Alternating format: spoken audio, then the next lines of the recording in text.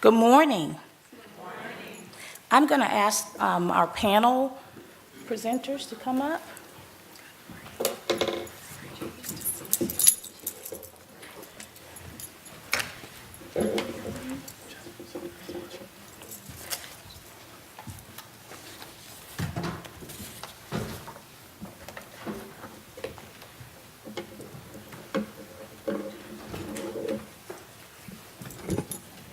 It gives me great pleasure to be here this morning, and I want to first and foremost thank everyone for inviting me and the Sickle Cell Disease Association of America and all of the panelists to talk this morning a little bit about what we're doing in the sickle cell community. I am going to, as the moderator, I'm going to introduce the panel first because I think it will run a little smoother. And then once I do my presentation, then we'll hear from each of the panelists. So the first person on to my left is Dr. Karen Proudford. Oh, and by the way, I am not a doctor. I need to put that disclaimer out there.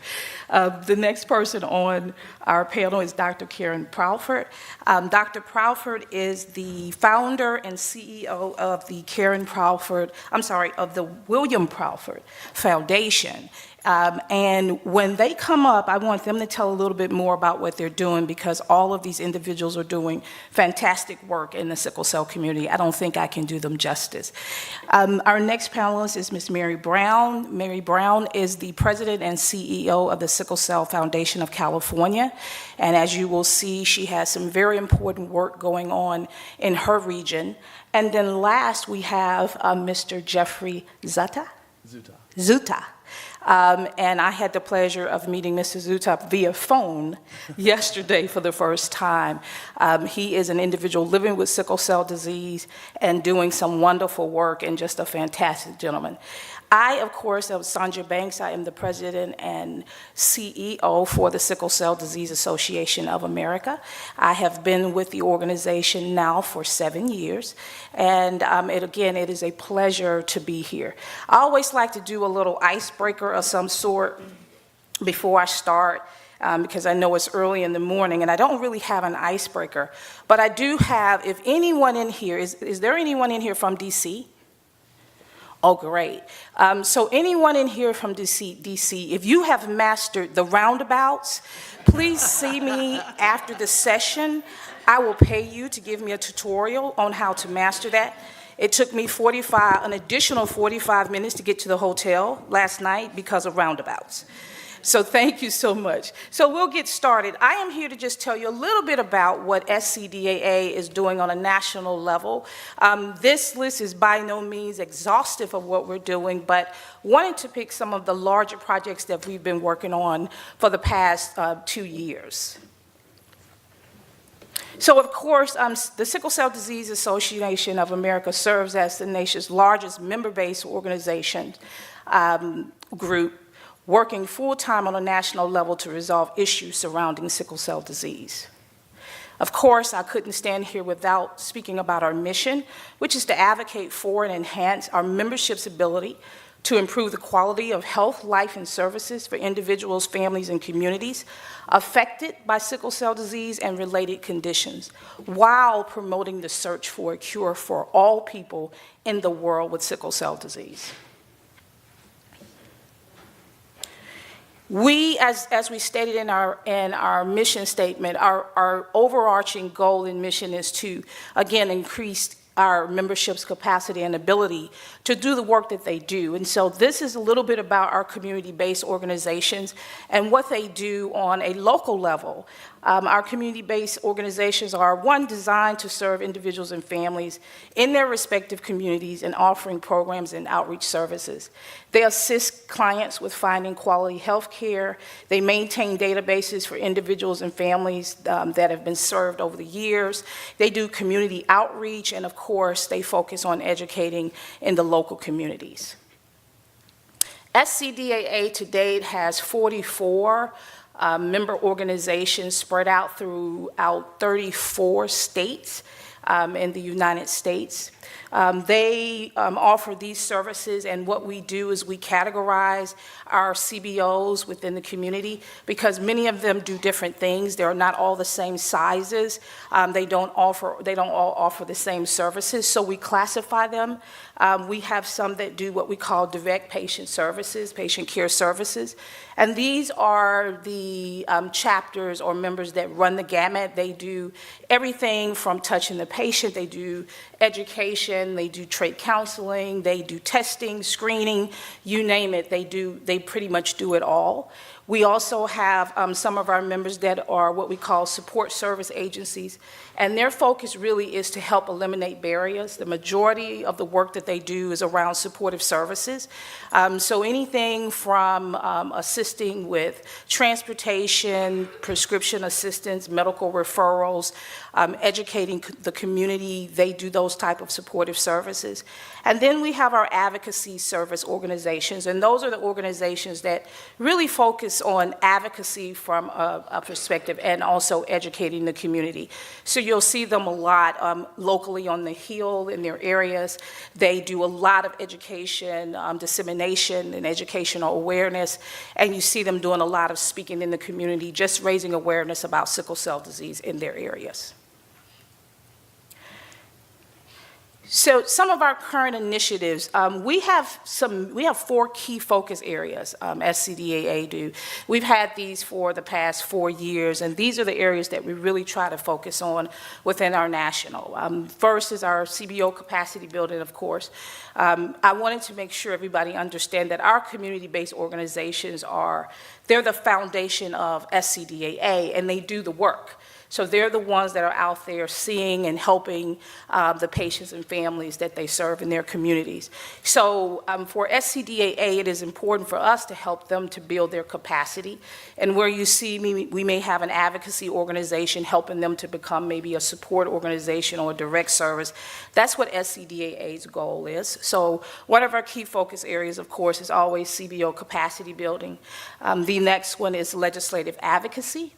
Awareness and outreach, and then patient care and research. So under community-based capacity building, these are just some of the things that we've done this year, in the last 2 years that I think have been major accomplishments on a national level. SCDAA, we launched the Leadership and Training Academy for SCDAA, and basically through the academy, our goal is to educate our community-based organizations. We offer professional training, organizational capacity training, and program training. Right now on the docket for this year, we have 32 classes that we will offer. All of these offerings and courses are not mandatory. These are courses that our organizations are free to take, but we encourage them as a way to build their capacity and learn more about what's going on in their communities and learn more how to build their organizations. So we do series. We just finished what we call the financial series, where we worked on how to do budgets, how to basically manage your finances as a nonprofit, those types of issues, those types of things, items. And then we are now in the fundraising series, where we're focusing on the innovative ways to fundraise and fundraising dynamics. We offer these series throughout the year. And again, our CBOs that are our members are eligible to basically enroll. SCDAA will roll this out nationally beyond our member organizations in the fall. And so any community-based organization that is interested in building their community and building their organization will be available, or it will be open to doing that. We launched the National Sickle Cell Disease Community Health Worker Training Program. We're pretty proud of this. We launched it last year, and to date we've had 2 national trainings thus far. You will see as we go into our programs that we're doing why we felt it was important to educate CHWs. But as Mary Houlihan said earlier, one of the issues that we have is finding the individuals with sickle cell disease and locating them and then helping them to get these services or receive services or find a medical home. And we see that across the nation, many other chronic disease states are utilizing community health workers to do that. And so SCDAA created a national certification program. We focus on what we call the CHW core competencies. These are the competencies that were created by, I think, the American Community Health Worker Association a while back. So we made sure to stay in line from a national perspective. It is a 7-week program. The students have a 40-hour field work that they have to complete. And then we do a focus on sickle cell disease, and then they have a national exam that they take. And then we also have what we call the SCDAA mini grant program, and that's where we really focus on finding funds through maybe pharma or insurance companies, basically areas where we know our CBOs can build capacity. So we raise the money, and then we put it out there in community mini grants. Legislative advocacy, where we are today. So SCDAA has really been known in its 45 years for its legislative efforts. And so we continue to do that. We're a little stalled, but we're working hard. We were able last year to get our bill introduced on the floor. Unfortunately, it didn't move, and so it's being reintroduced this year. It is the Sickle Cell the Treatment Act, the Sickle Cell Treatment Act, and our goal is to get it reauthorized. Now, we did go in and we made a few changes to the Treatment Act, and one of those changes was surveillance. And as you heard Mary Houlihan talk about, there is not a sickle cell line item in the CDC for us. So what we wanted to do is make sure we added that. And so our Treatment Act focuses on treatment centers, surveillance, clinical research, and of course, focusing on transition programs. We are at this point in time, the bill will be introduced by Congressman Michael Burgess out of Texas, Representative Burgess in the House, and Congressman Danny Davis out of Chicago, Illinois in the House. We do have their support and commitment. We also have the commitment from Senator Chuck Schumer or Charles Schumer out of New York. And we are focusing now on getting the Republican support on the Senate side. And so that's really where our focus is, to get the bill reintroduced. We've been promised by Congressman Michael Burgess that he's going to make this happen for us, and we have all the confidence that he can do it, particularly because he is now head of the Health Subcommittee. We recently testified before Energy and Commerce and Health Subcommittee. That was the latter part of last year, and made a pretty significant impact. And so we've been told that it's just a matter of timing in making this happen. But this is what we have going on right now legislatively. Outreach and awareness, just a little bit, and I'll just go through this. Our focus, we know, is clinical trial awareness is one of our key focuses, and we know that SCDAA has to do its part in educating our patients and families, and motivating them and encouraging them to get involved in clinical trials. And one of the interesting campaigns that we have is with the National Top Ladies of Distinction. I'm not for sure if anyone have heard of it, but it's a pretty large organization. The new president for Top Ladies happens to be someone that has clinical trial awareness is near and dear to her heart. And so what we're going to do is kick off a 10-city town hall tour with the Top Ladies of Distinction to educate the community about about clinical trial awareness, and also about sickle cell. This is a partnership with SCDAA. We're doing some other things in clinical trial awareness I'll touch on a little later. We also are working with Be the Match, so we are focusing on bone marrow donation and donor education. Our partnership with Beat and Match basically consists of co-branding a lot of the bone marrow transplantation materials that you'll see out there, and then focusing on how to disseminate those materials through our CBOs. We also are focusing on a national blood drive with the national Delta Sigma Theta national program. We are Project 13 for Delta Sigma Theta, and one of the objects for Delta Sigma Theta in the community is to really hone in on blood drives and blood donations. And so we will be doing a tour with Delta Sigma Theta throughout the country. And then we're focusing on hydroxyurea education, and of course, we do a lot of that through our CHWs and what they're doing, so we call it our CHW education program through our HRSA grant. Research and programs, we are presently the national backbone organization for the HRSA Newborn Screening Project. We are proud of the work that has been done. Some of the goals of this particular program and grant is to partner, of course, with community-based organizations to get the work done in the community, to locate what we call non-active patients, those that what we classified as individuals who have not seen a doctor within a year. We consider them to be non-active. They may already have a treating physician or a medical home, but maybe just not active in taking care of themselves. And so locating non-active patients and providing what we call care coordination and medical home assistance, educating them on hydroxyurea, and then the last goal was to develop a shared measurement system for data collection. So to date, our progress in this program, we have awarded through sub-awards 25 community-based organizations throughout 5 regions in the U.S. We have educated, part of the program was to utilize community health workers within those CBOs to go out and help locate those non-active patients. We have trained and certified 82 CHWs with a national pass rate on their national exam of about 70%. We would like to get that higher, but that's the average. We have an 82% retention rate, so right now we have approximately 69 to 70 CHWs that are still employed or that are employed through the program.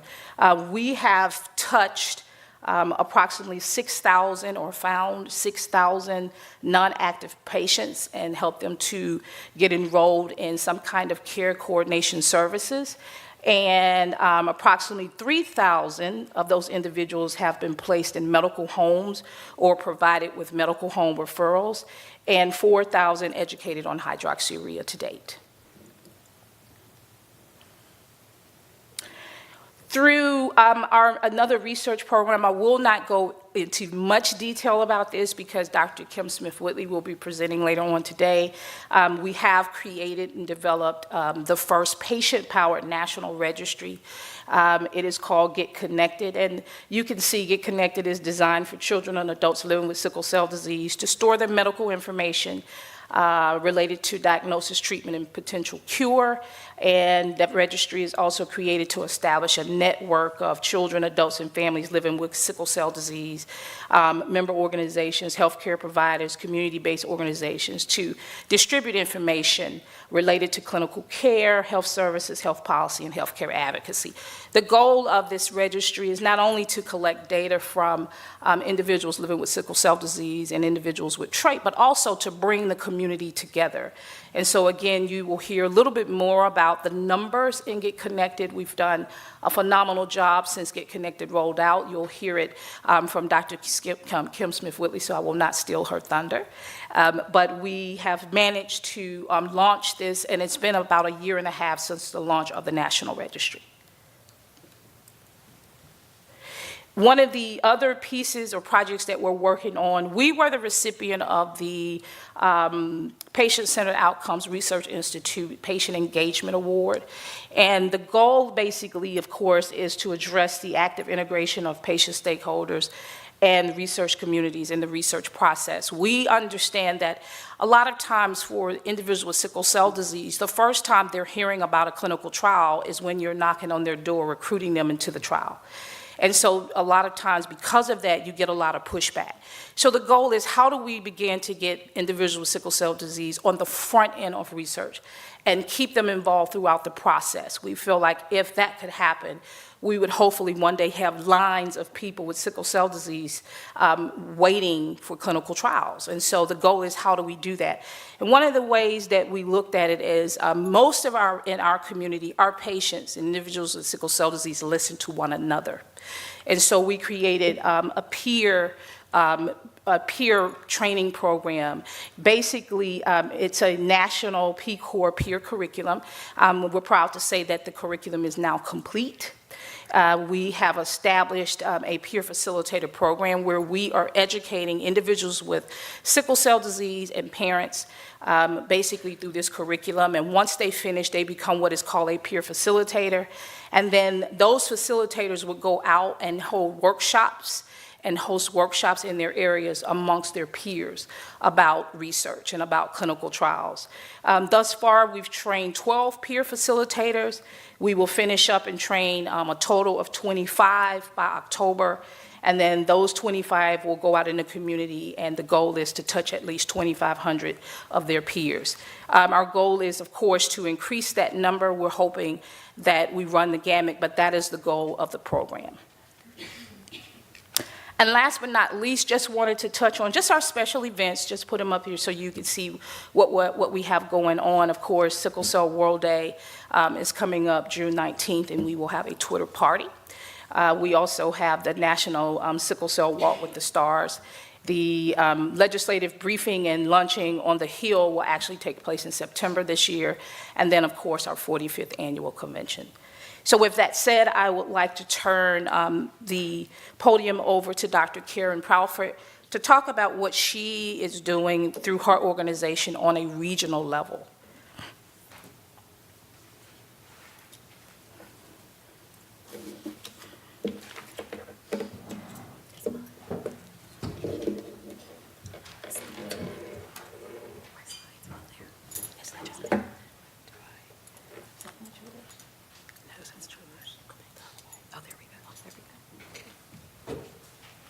Good morning.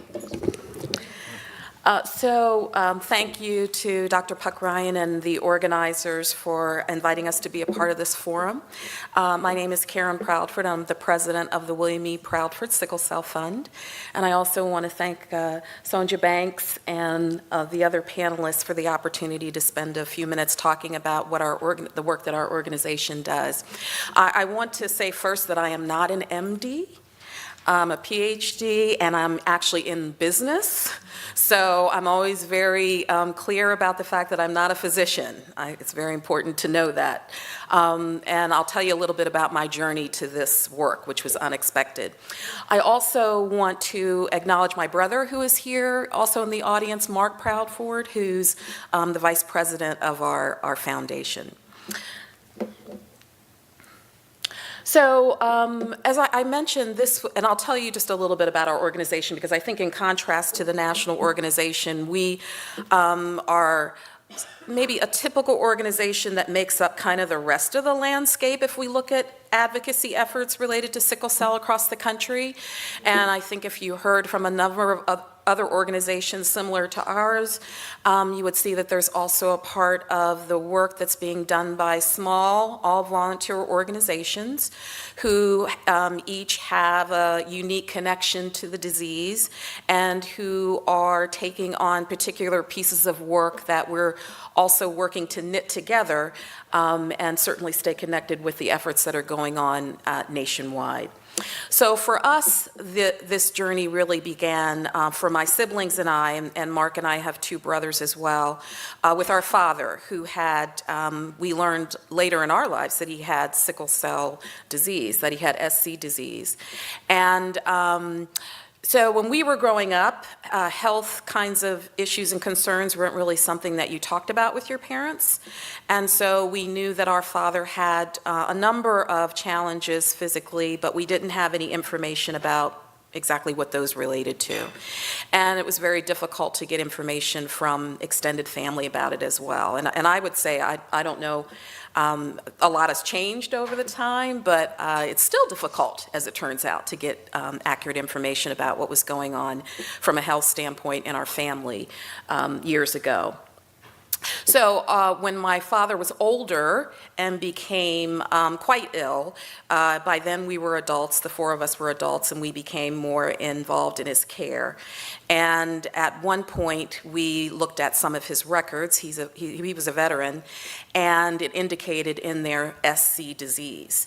And we had heard something over the years about sickle cell trait, but again, we didn't have any idea what that meant.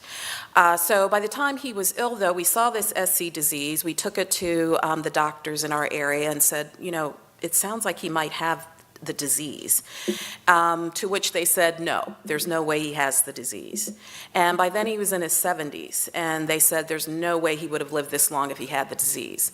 And we said, well, these are records that a physician, that a hematologist completed, and they said, well, they're wrong.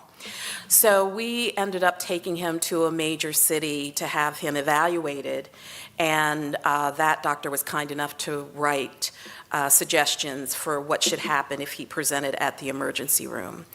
And as you all are well aware, the experience in the emergency rooms is a frightening and a disempowering one. And we had several of those with our father. And as a result of that experience, when he did pass away, and he had a number of health challenges, and I was listening to the earlier speaker talk about the importance of identifying the disease in someone and not just relying on the death records, because if you looked at the death records, you probably wouldn't see it. But as a result of that, our family, we're just a family, we gathered and said we wanted to do something in his honor, and we wanted it to be related to sickle cell disease because we knew we hadn't known much about the disease and how it operated and manifested, and we were finding out at that time that there wasn't a lot known as well in with some of the healthcare providers who had served him and served our family. So we started a very small effort, and our vision was, let's not have this disease.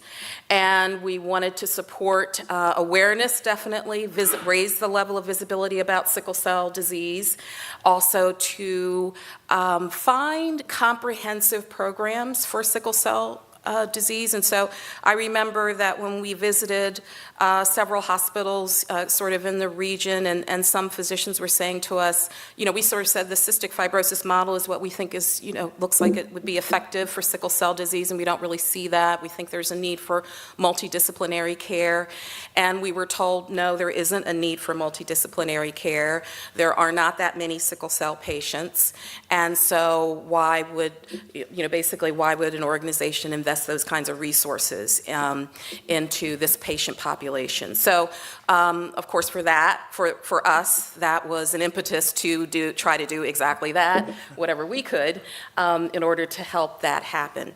And we were very fortunate to connect early on with the Children's Hospital in Delaware, which is where we are from, and they actually were doing comprehensive multidisciplinary work around sickle cell disease, and so they became our first partner. So, sorry about that. So I've talked through some of this. I do want to give you a sense again of what it's like for those of us that are small organizations and all volunteer. We started with a very small fundraiser that was really mostly our family and friends. And I always say, and my niece, Mark's daughter, played the piano at the fundraiser, and her grandmother, our mother, wanted her to make it, she basically wanted to make it a concert, so after she played once, she was like, play again. We said, well, that's not really why we're here, but we were very, very fortunate to have individuals who surrounded us and who knew our father and didn't know about all of his challenges, but knew him as a person, and were willing to support support us. And so we began in Delaware, and the first fundraiser went well. In our hometown, they had identified an individual who also had sickle cell in his family and had a very compelling story about working with his son and finding care for his son. And we decided to honor him because we thought, again, this is a story that many people may not be aware of. And after the success of that first event, I always say that I can't remember exactly who said it, but someone said we should do this again. And so we decided that we would continue with that work. And that you can see that we started in 2005, and it has been an unexpected but very important and pleasant journey for us. So after that first event, we decided to move our main event to Maryland because 3 of the 4 of us at that time were based in Maryland. So we began to have more of a regional focus with some activities in the Delaware area, some in Maryland, and eventually also in DC. So for us, a key piece of work is around voice. And so the silence about sickle cell, which we still think, of course, is a very important challenge and concern, and for us, based on our personal experience, was. And so we began a program that we call Art Speaks. And the intent of that program was quite simply to give families an opportunity to express their feelings about living with the disease and about their lives in general. And then to use that artwork to help inform the public about sickle cell. So it's something that we started many years ago and we continue to do because we find that there still is a need for people to understand more about the patient view of what it is like and the person's view of what it is like to live with sickle cell. And we've been very fortunate to connect with hospitals in our region we've engaged individuals and their families in those hospitals as settings as well as in the community. They have been willing to put that artwork on display. Last year we also went to New York and artwork was on display there as a part of Sickle Cell Awareness Month. And so it's been a very effective tool for us, and I have a few slides that I'll show you a little bit later in terms of educating the public as well as giving families a voice. Secondly, you'll remember that I mentioned that there was this individual who had a very compelling story that we wanted to recognize. And as we thought about how we, as a small organization, could help raise visibility about the disease, we began to think more about who are the other unsung heroes who are doing work in this area to advance sickle cell, and how can we sort of shine a light on them. And one thing I think that we did that might be a little bit unique is we reach out to a very broad range of stakeholders. So another message that we received very early on, and I don't want you to think that all the messages have been negative because they haven't, but some of them have been quite challenging. So one message that we received is that this is a disease that primarily affects African Americans, and therefore it is up to African Americans to figure out what to do about the disease. And so we didn't accept that. And we, from the beginning, have reached out very broadly to acknowledge work that is done throughout the community that helps advance the cause of sickle cell. And so that involves certainly physicians and healthcare providers in the area, but also one year we acknowledged high schools who might have a penny drive and raise funds about sickle cell and then do some education in their particular school. So our approach in all of the work that we do is to address this as a community challenge and not as not as a challenge solely for one part of the community. We again have our core piece of work for us is to identify programs that are providing that comprehensive multidisciplinary care and to provide some funding for them, and that has largely been seed funding and helped them in some cases attract more dollars to their programs. And so sometimes a program exists within a large organization that it has lots of resources, but that particular program obviously may or may not have those. So we have had great success both in building partnerships and in helping our partners leverage the dollars that we're able to bring and the visibility that we're able to bring so that they can build a case even sometimes inside their organization for more resources. And then we've been involved in any number of activities throughout September, and certainly I think for us the Susan G. Komen model was a strong impetus for that, and as it is for many organizations, and worked in any number of ways to raise visibility in our area and in our region as it relates to sickle cell disease. Did this freeze on me? Oops. Oh dear, I have really, there we go. All right. So along the way, we were asked to take on a particular piece of work as it relates to community-based organizations in our region, and it relates to the HRSA grant that Hopkins received. And we were asked to help coordinate the efforts of other community-based organizations that are in the region. So our grant we termed Synergy, and it focuses on the Northeast region. We have about 20 or so community-based organizations in the region. We're not a formal organization, and certainly some of those smaller organizations are chapters of SCDAA, so we are open to working with any organization, some of which are even smaller than ours, but are working really, really hard in order to advance the cause of sickle cell. And so we are in our third year of working on that project, and it's grassroots, relationship building kind of work. And it involves a lot, it's a high touch enterprise, I'll say, right? It involves a lot of face-to-face interaction, as well as interaction via phone and email to build the relationships, understand what each of the organizations are trying to do, get a sense of what their challenges are as it relates to organizational and capacity building. And then we are now getting to the stage where we can begin to think about how can we assist in helping those organizations move forward individually, and more importantly, how can we as a collective begin to move forward, and then equally as importantly, how do we as a collective ensure that we are staying connected to what's happening at the national level. So it's a lot that we've taken off for a small organization, but we've been working hard at it. So part of what it includes is a webinar series that focuses on a number of different topics related to sickle cell disease. I would say the one that we received the strongest response about was about nutrition. It was actually about nutrition. And we also have annual meetings, and in some cases we try to leverage national meetings that are being held where we know that the individuals who are involved in this effort will be. We also give some small grants to the organizations based on their needs. And again, I think people might be surprised sometimes to know what might be helpful for these small organizations.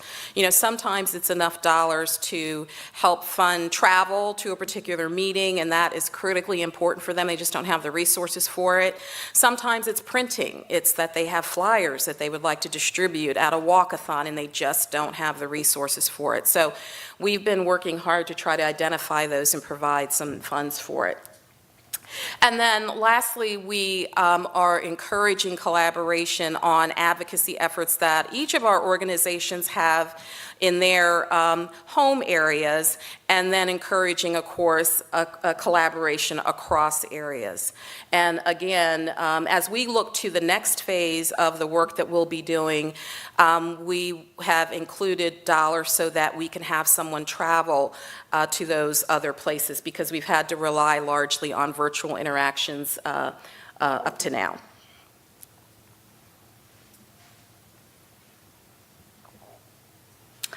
So I just wanted to say a word because I think for each of our organizations, and this is probably coming from, I've owned up to the fact that I'm not a physician. My background's really in business and in organizational behavior, so I kind of bring that lens to it.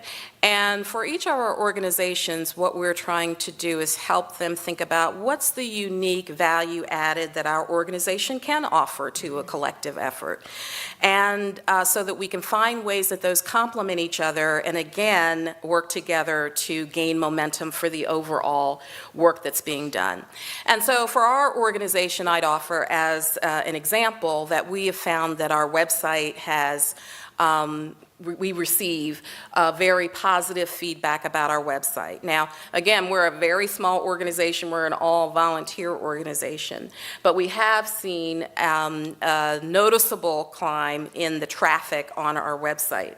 And so one of the things that we individually will be doing and then helping other organizations that might be interested in doing the same thing is to really leverage our website as a trusted resource for information about sickle cell disease.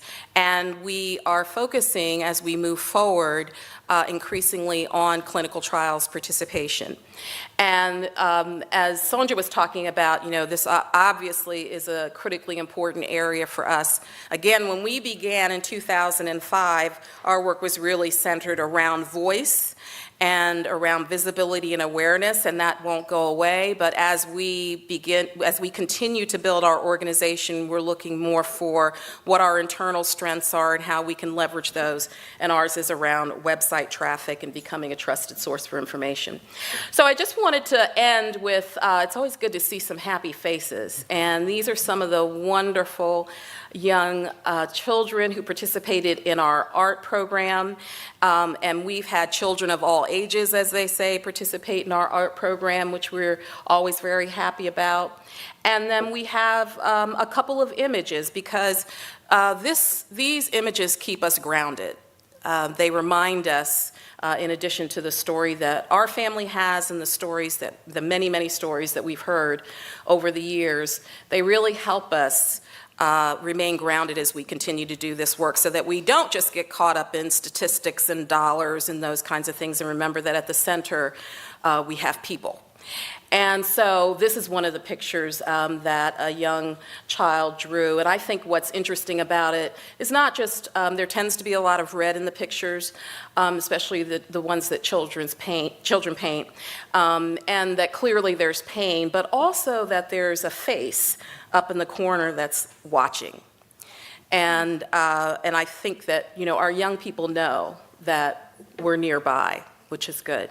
And so in contrast to the images that we have that express sort of the challenges, the difficulties, there are also a number of images often about the resilience of this particular group of individuals, which we think is equally important to talk about.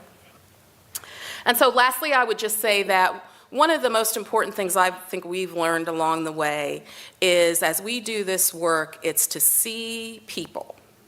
That we always are seeing when we look, we're seeing people and we're treating the disease. And I say that because last year, especially when we had this high level of visibility for us around the art program, it was really empowering for the individuals who participated to be called artists. At last it was something different than being considered a patient. And so, we're not advocating for throwing away the term patient. It's an important term. But we always want to be reminded that we are looking at and interacting with people who are mothers and fathers and siblings, and that they have lives, and that what they most want is to live their life. Thank you.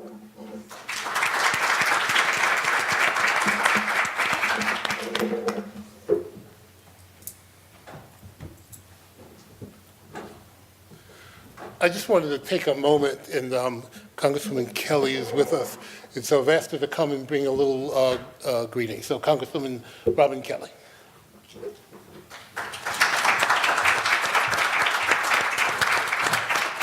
Good morning, everyone. It's good to see you. you really gave me a reminder. I'm the chair of the Congressional Black Caucus Health Brain Trust, and the CBC is 49 members strong, and you made me realize that we need to do our part in shining a light on sickle cell anemia, because as I told Dr. Puckrin walking over here, you really don't hear a lot, or I don't hear a lot of conversation about it. It's almost like it's been pushed in the background for other issues, and you've reminded me that we still need to shine a light and see the people and see the disease and definitely treat the disease. And, we have a lot of work to do, especially it's interesting you're here this week, because this week in Congress with whatever's going to come forward about repealing the ACA, we're kind of thinking nothing so far. So I hope that's the truth, and it'll live again or not go away, but just to be improved. That's the idea, that we don't think it's perfect. We know there's other things to be done, but let's not throw the baby out with the bathwater. Let's see how we can improve. But so you have my commitment. When we have our CBC meeting tomorrow, I'm going to bring this up about sickle cell anemia and what we can do about it and shine a light on it. So thank you, and enjoy the rest of the conference.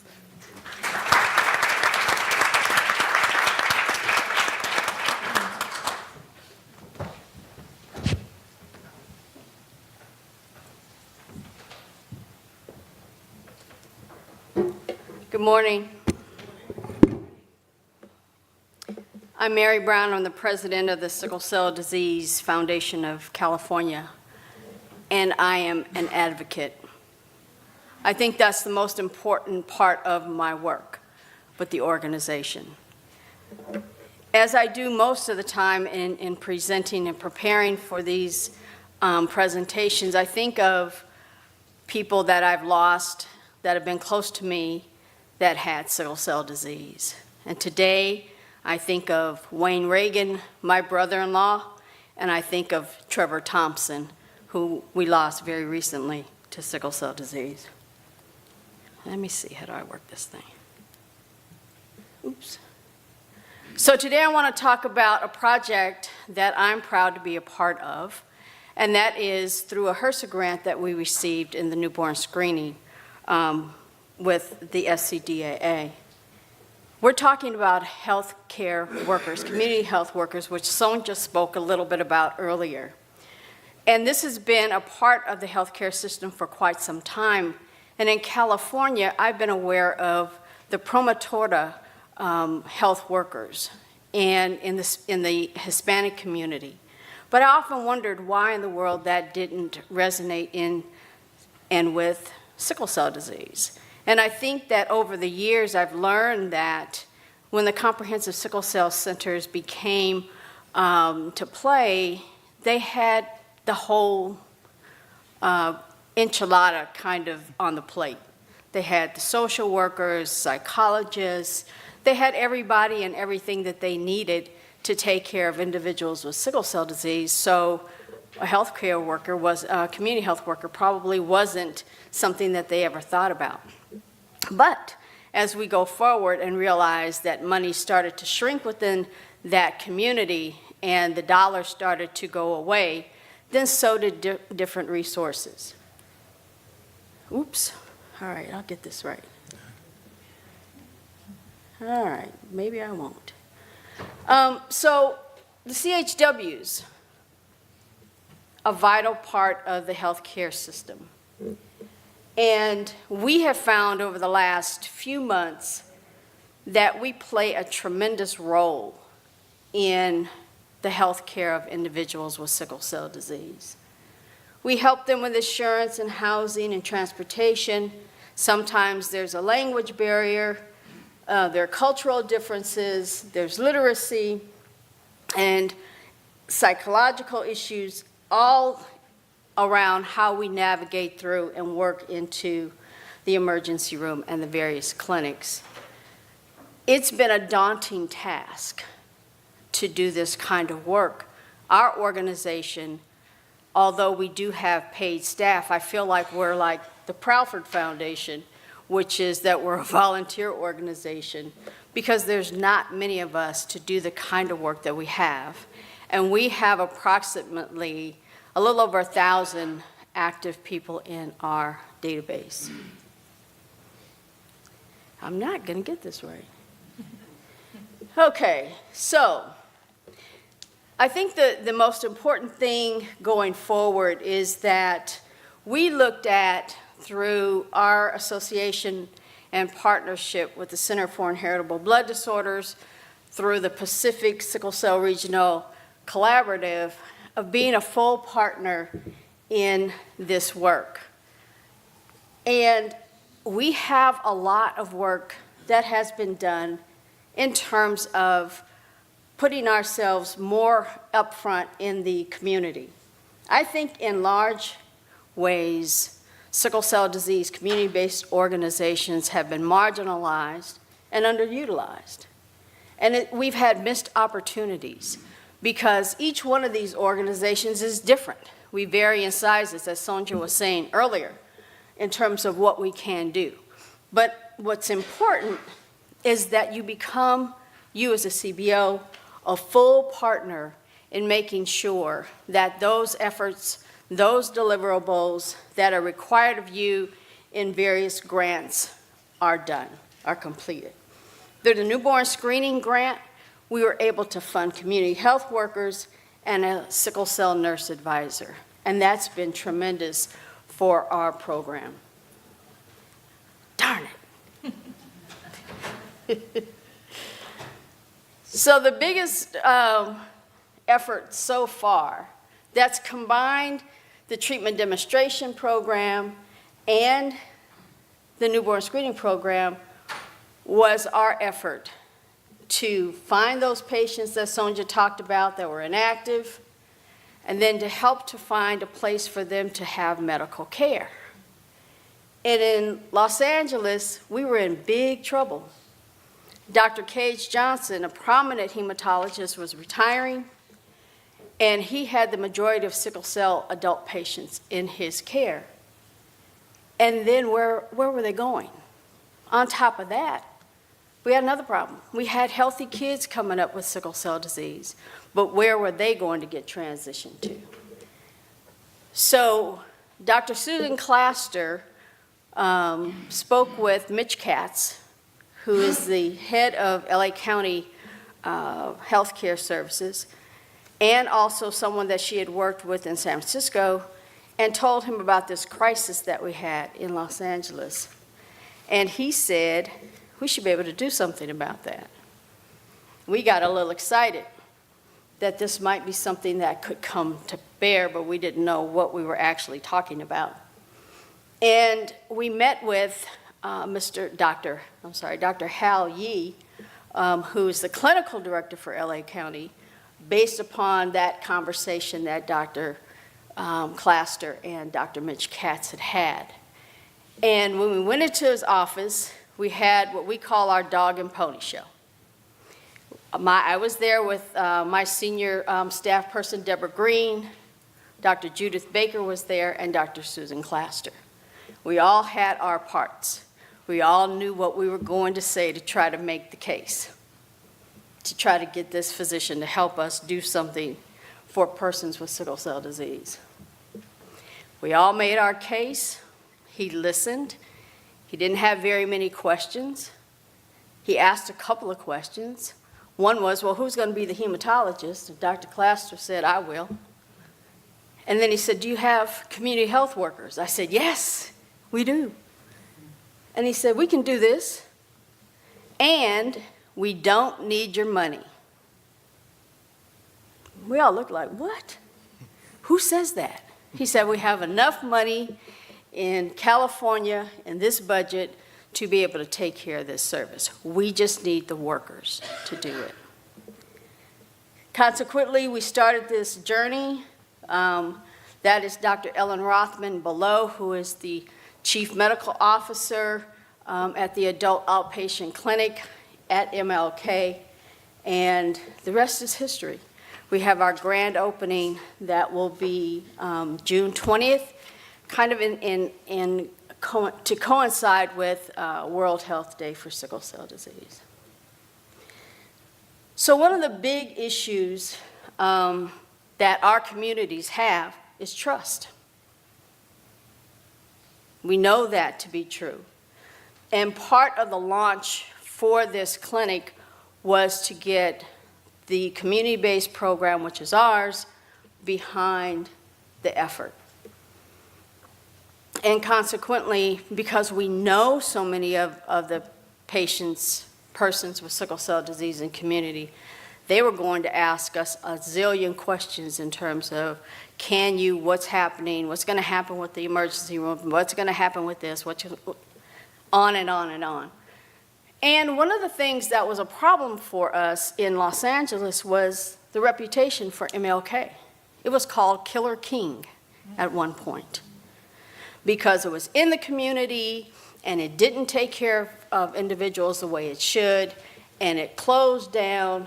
They rebuilt it, but I said, look here, if we're going to do this, we need to have all of the pieces in place because the reputation of the community still has that Killer King tag on it. So we had to do a lot of work in order to begin to get individuals with sickle cell disease comfortable about even thinking about going to the hospital, or the clinic, I should say, for care. Now, there's two things that are different here. There is a hospital and there is a clinic, and the two shall not meet. And so as we started the clinic, people were going to the hospital, which didn't have anything to do with the clinic. So there became this big issue, once again, of perception and how is this going to work, and is this the right place for me to get my care? I'm happy to say that we're still working through those issues, but we're working through those issues. And the community is beginning to really respond positively to the clinic. What we're finding, unfortunately, is that those individuals that are coming to the clinic have been the ones lost to care. Those individuals that are coming to the clinic have generally found their care through the emergency room. They've also been given blood transfusions, some that don't need blood transfusions, but because most ERs don't know how to treat persons with sickle cell disease, they have been given transfusions. So many of them are iron overloaded and have very bad organs. Our community health workers are great. This component has really been exceptional in the clinic and exceptional outside of the clinic. The one thing that I did was I took a suggestion from one of my staff when I was thinking at one point, who we're going to hire as community health workers. And Portia said, AC would be a good community health worker. Huh? Maybe so. AC is the guy that's in the big guy that's in the dark blue shirt. He has made this process tremendous for young men going to clinic. They love this guy. They talk sports, they talk guy stuff. He gets them to do things that other people can't get them to do. He's been a tremendous, tremendous asset. The young lady up at the top is Marlene Bryant. She's Hispanic, and she works very much with that Hispanic population who have always been ignored and underestimated and undereducated about sickle cell disease. So those Spanish families that we have that are coming through the clinic really do connect with her. So we believe that the community health worker is a valuable resource in the clinic. And they help to put all these different perspectives together for the patients that we serve. And now we're getting probably about 3 or 4 new patients a week. There's efforts with Children's Hospital, with Long Beach Memorial Hospital, with other hospitals to transition their patients over to the clinic, those who qualify with insurance. One of the big things, though, that's important, and we never thought we'd really do this much because of any number of things, but we do make home visits. And to get to a person whose phone is disconnected, they're not responding to any emails, we do make home visits. But Anthony, AC, and Marlene will go together, and sometimes our nurse advisor will go as well. And it shocks these individuals when they say, who's at the door? Who does that? Who does home visits? What is that? But it's part of how we do our outreach to ensure that these individuals really are getting their care. And it's been really a tremendous experience for those 3 individuals I just mentioned to go to a home. You see something different. You're in that person's space. They invite you in. There's conversation. There's a better understanding maybe of what some of the challenges are they have to get to and from their medical appointments. So I think some of the barriers are there. As Sonja mentioned, we do have the CHW program at SCDAA, but there's no national uniformity. We have a reimbursement issue. I know that asthma now is being reimbursed for their CHW work, and Judith Baker and I are trying to figure out how that is working so that we can break down the doors and get some reimbursement, hopefully for sickle cell disease. There's limited commitment, so if the grant ends, guess what? So may the CHW program. Finding a place and acceptance for CHWs on care team requires that your social worker, your physician, your hematologist accept you and see that you bring value to the process. And that, I think, is very important because in our experience, we do have that trust. We do sit down with our healthcare provider. We do have team discussions about what's happening with patient X, Y, or Z. And those things really do help to make sure that the whole team understands this individual. And I'm going to close by saying this. I love Dr. Claster and Ashley, our PA. Sometimes they get a little anxious. So is it? Calm down. Just calm down. We'll take care of that. And we do. And it's better. And one of the things that we forget, I think, oftentimes is people have had strokes. And some of those executive functioning components are missing. So it might take you 2, 3, 4, 5, 7, 8 times to get a person to really understand or to do what they need to do. And if you can't get them to do that, then we can be there to help them do that. This is about patient care. It's about making sure that what we do is appropriate for people with sickle cell disease and that they have access and that they deserve to have the kind of care that we should be able to find for them. So in closing, thank you, and I want you all to know that we are celebrating the 60th anniversary of our foundation this year and the 50th anniversary of our summer camp. Thank you very much.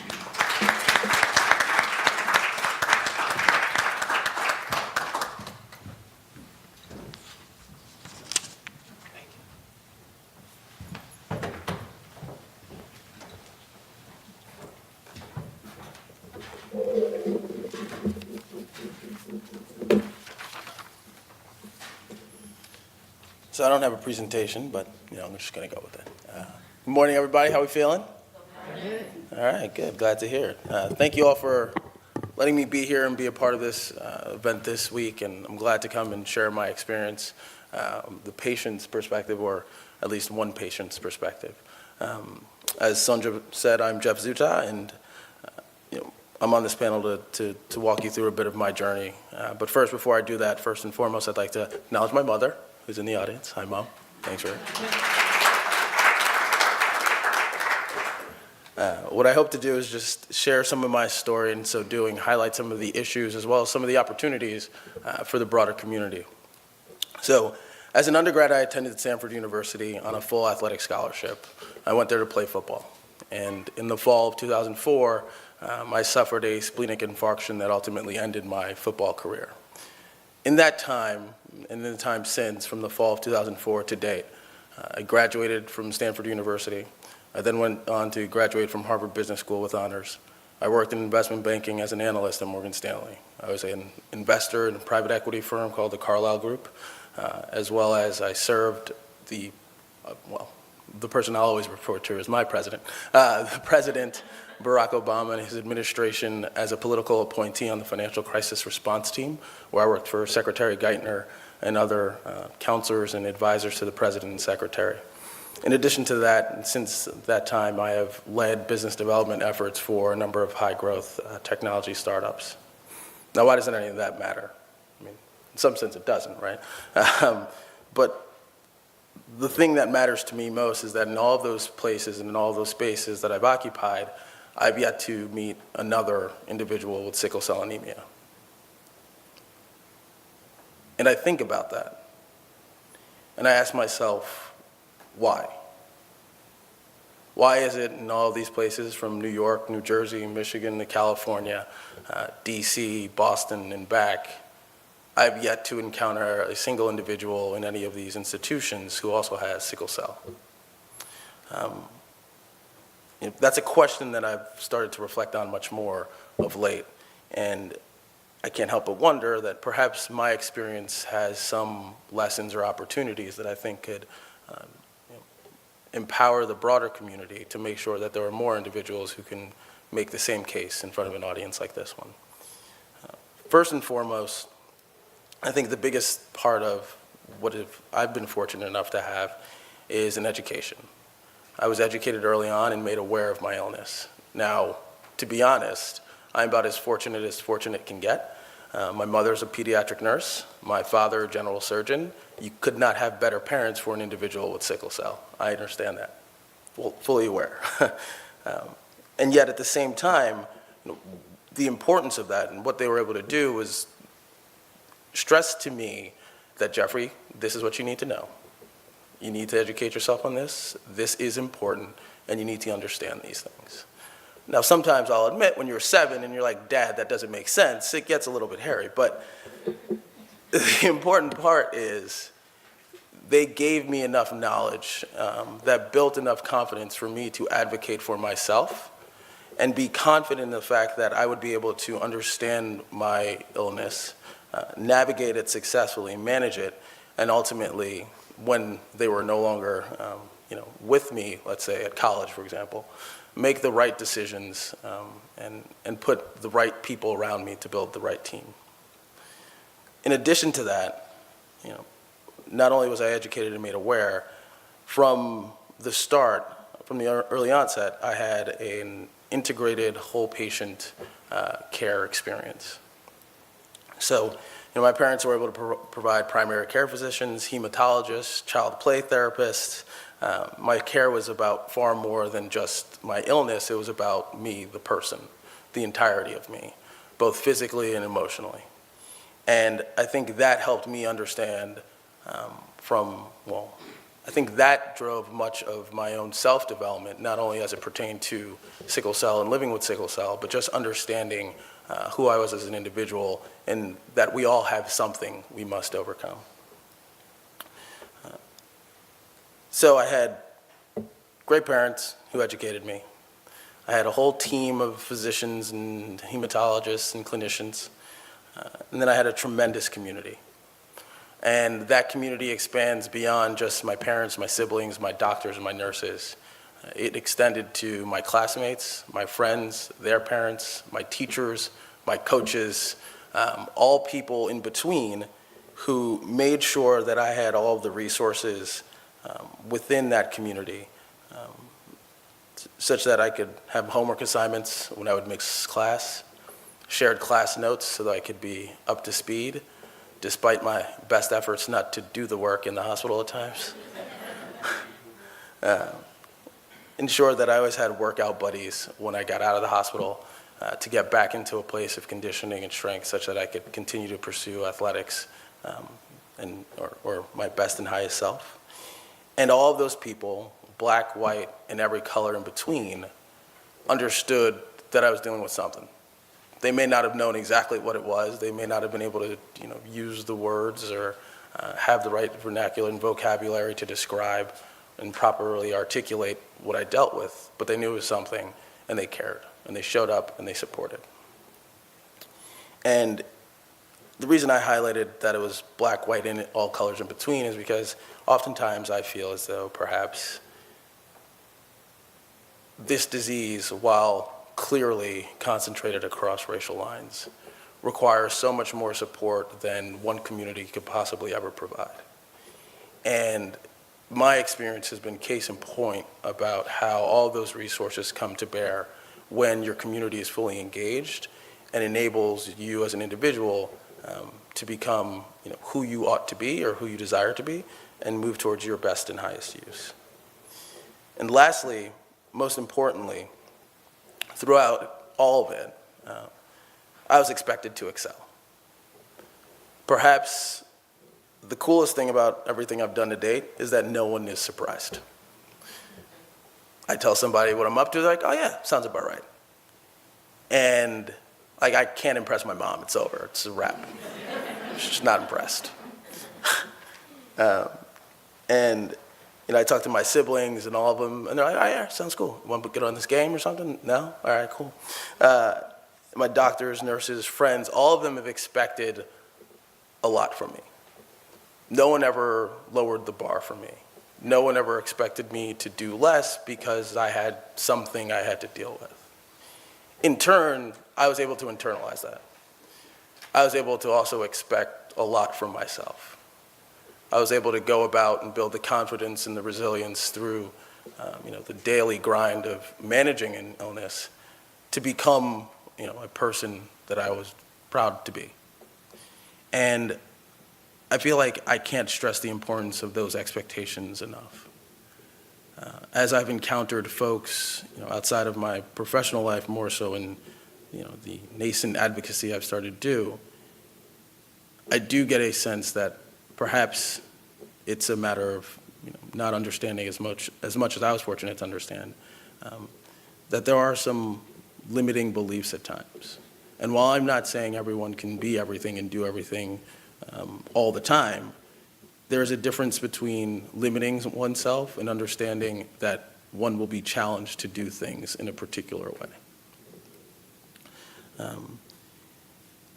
And I wonder how many other people living with sickle cell can reflect on their own experiences from childhood through adulthood as all of these conditions still persist. How many others can say that they too had those sets of experiences? I imagine it's few. And while disappointing, I say, well, that's the opportunity.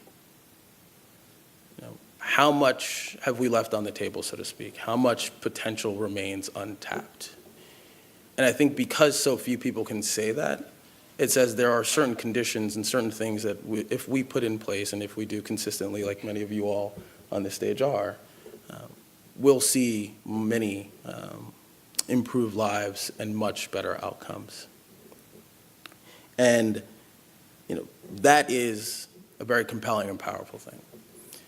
And to be intellectually humble about it, perhaps I'm just wrong, right? Perhaps there have been a number of people that I've encountered who have been living with sickle cell and managing sickle cell in a number of these places and spaces I've been fortunate enough to occupy. Maybe that's the case. Maybe they're there and they've been there the whole time and they're just a little bit quieter. Perhaps they're just silent. Perhaps they do their work in silence and live with their condition in silence. But if that's the case, then just imagine the implications of that. How many of their needs are unmet because of that silence? How many days do they go to work in a place of stress or duress because of that silence? what opportunity are they depriving for their teammates to step up and be supportive and enable and empower them to be their best self by being silent? If they are there and they're silent, then we have a lot of work to do to remove the stigma attached to this illness and enable people to live and show up fully as themselves and become their best self. So, like I said, that's just one patient's experience. Thanks.